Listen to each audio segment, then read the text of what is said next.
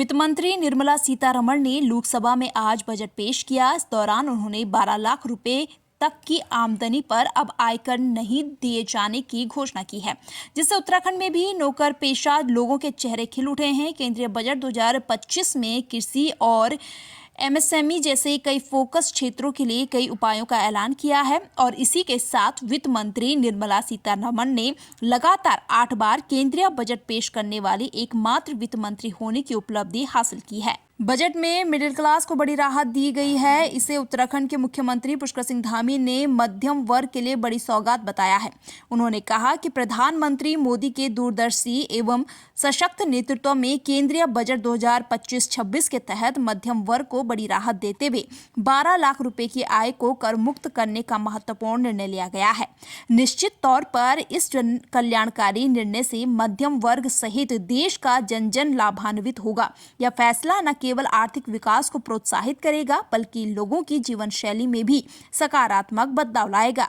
एक तरफ BJP budget की तारीफ कर रही है तो वहीं दूसरी तरफ कांग्रेस बजट को निराशाजनक बता रही है। कांग्रेस प्रदेश प्रवक्ता शिषपाल बिष्ट ने कहा कि बजट में देश की गिरती अर्थव्यवस्था और गिरते रुपये को मजबूत किए जाने का कोई जिक्र नहीं किया गया है।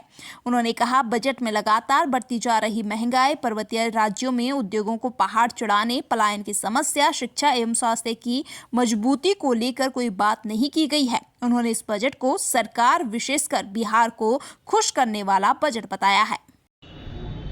आज देश की वित्त मंत्री निर्मला सीतारमण ने जो बजट पेश किया है वो पिछले बजटों की तरह फिर से जनता को निराश करने वाला है। इस बजट में युवाओं को रोजगार कैसे मिलेगा, इसके लिए कोई भी बड़ी घोषणाएं नहीं की गई हैं। कैसे इस देश की अर्थव्यवस्था मजबूत होगी, कैसे डॉलर के मुकाबले रुपया मजबूत होगा, उसके लिए इस बजट में कोई भी प्रावधान नहीं है। हाँ, इलेक्ट्रॉनिक सामान सस्ते किए गए हैं, लेदर का सामान सस्ता किया गया है, पहाड़ी राज्यों में हेलीपैड बनाने की बात की गई है, लेकिन इससे काम नहीं चलेगा। पहाड़ी राज्यों से पलायन कैसे रुकेगा, कैसे महंगाई से जनता को निजात मिलेगी, कैसे वहाँ की अर्थव्यवस्था मजबूत होगी, इस पे इस बजट में कुछ भी नहीं कहा गया है। और उत्तराखंड जैसे पर्वतीय राज्य को इस बजट ने निराश किया है, क्योंकि डबल इंजन की बात लगातार सरकार करती है, लेकिन उस डबल इंजन का कोई भी रूप बजट में नहीं दिखाई दिया है। ना कोई विशेष पैकेज की घोषणा की गई है, ना ग्रीन बोनस के लिए कोई विशेष घोषणा की गई है।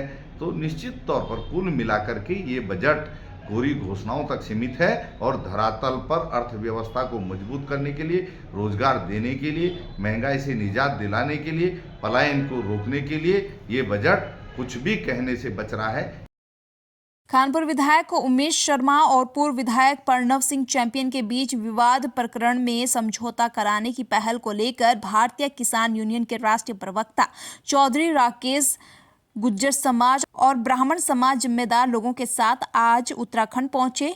चौधरी राकेश टिकैत को आज उमेश शर्मा के रुड़की स्थित आवास और लंढोरा में प्रणव सिंह के महल में रानी देवयानी सिंह से मिलने जाना था, लेकिन मंगलोर पहुंचते ही भारी पुलिस ने टिकैत को विधायक उमेश शर्मा के रुड़की आवास पर क्राइम सीन का हवाला देकर नहीं पहुंचने दिया, जिसके बाद टिकैत हरिद्वार दामकोठी पहुंच गए। गुज्जर समाज ब्राह्मण समाज से नाराज है और ब्राह्मण समाज गुज्जर समाज से नाराज है, लेकिन ये सामाजिक और जातिगत लड़ाई नहीं है।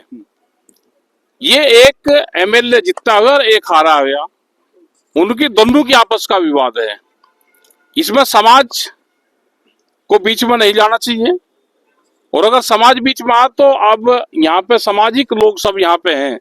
आज इन दोनों परिवारों से उनके जो समर्थक लोग हैं, उस विचारधारा के लोग हैं, हमारे साथ में सारी जातियों के लोग यहाँ पे हैं, उनसे बातचीत करेंगे, यहाँ पे अपील करेंगे कि जातियां पंचायत इस मुद्दे पर ना हो।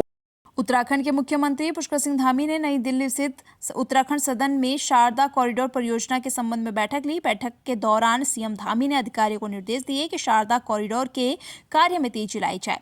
बता दें कि इस परियोजना के तहत धार्मिक एवं सांस्कृतिक पर्यटन को बढ़ावा देने के लिए शारदा नदी के किनारे रिवर फ्रंट विकसित किया जाएगा। रिवर फ्रंट के अंतर्गत नदी के किनारे घाटों का सौंदर्यीकरण कर पर्यटकों एवं श्रद्धालुओं को अनेक सुविधाएं प्रदान की जाएगी।